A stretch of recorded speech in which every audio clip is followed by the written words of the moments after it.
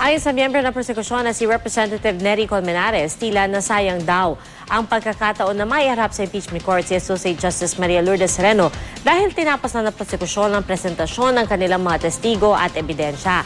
Si Sereno pa naman daw ang maituturing o itinuturing na alas ng prosekusyon laban kay Chief Justice Renato Corona. Balita natin ni Joseph Morong. Nanghihinayang si Bayan Muna Representative Nery Colmenares na isinara agad ng prosecution panel ang kaso nila laban kay Chief Justice Renato Corona. Gayong may nakabinbin pa silang imbitasyon kay Supreme Court Associate Justice Maria Lourdes Sereno na tumestigo sa Senado kaugnay ng umano'y pangingialam ni Chief Justice Corona na palabasing epektibo na ang temporary restraining order kahit hindi pa natutupad ang mga kondisyon nito. Ang usapan daw nila ni Lead Prosecutor Congressman Neil Tupas Jr. ay isara ang kaso pero payagan pa rin silang iharap si Sereno pag nagkaroon ng pagkakataon.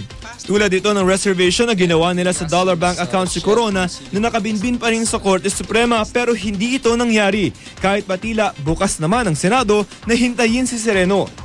You cannot close your evidence if you still have to present witnesses. The proper thing to do is to ask for continuance. We are terminating the presentation of our evidence subject to one reservation. And that is, the reservation is with respect to the dollar accounts of the Chief Justice. Only? Yes, sir. And you are not going to ask Justice Sereno anymore? No more. Right. Siyempre, pag may napag-usapan at hindi ito nangyari, at hindi mo alam kung bakit ganun ang pinuntahan, dapat talaga ilinaw, no? Bakit ganun ang nangyari. Nag-invite ka ng March 1, tapos terminate yun ng February 29.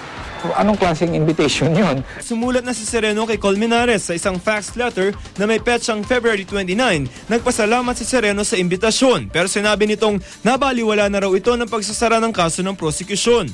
Itinuturing pa naman sana ni Colmenares na alas si Sereno laban kay Corona. Si Sereno kasi ang nagkwento sa kanyang dissenting opinion na pinalabas ni Corona na epektibo na ang temporary restraining order o TRO kahit hindi pa natutupad ang mga kondisyon nito.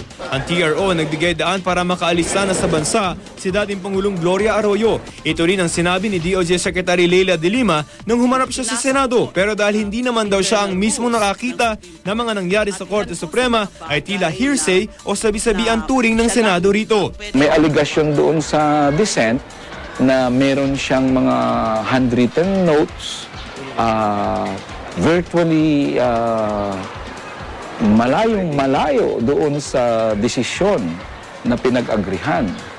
Pero balak ihabol ni Colmenares ang testimonya ni Sereno sa pamamagitan ng isang mosyon sa Senado. The window is that we can still file, before we formally rest, a motion to up to tomorrow to ask the Senate, of course, for the reservation. Hindi pa naman nag-formally rest eh. Tumanggi naman muna magkomento ang tagapagsalita ng prosekusyon na si Congressman Ramiro Quimbo. Samantala, formal na naghain si Akbayan Party List Representative Walden Bello ng complaint affidavit upang bawiin ng gobyerno ang mga real estate properties na aniya ay undervalued sa mga salin ni Chief Justice Renato Corona. Napakalaki nung agwat between what he declared and what was not declared. Tinawag namang forum shopping ng depensa ang ginawang pagsasampa ng forfeiture case ni Bello. Anila tila kinukondisyon na raw ang isip ng publiko na may ill-gotten wealth si Corona, gayong hindi pa sila nakapaghahain ng ebidensya sa korte. Ito'y nakabinbin sa impeachment court. Dahil ba hindi sila nakalusot ay pupunta sila sa ibang forum. Joseph Morong, GMA News.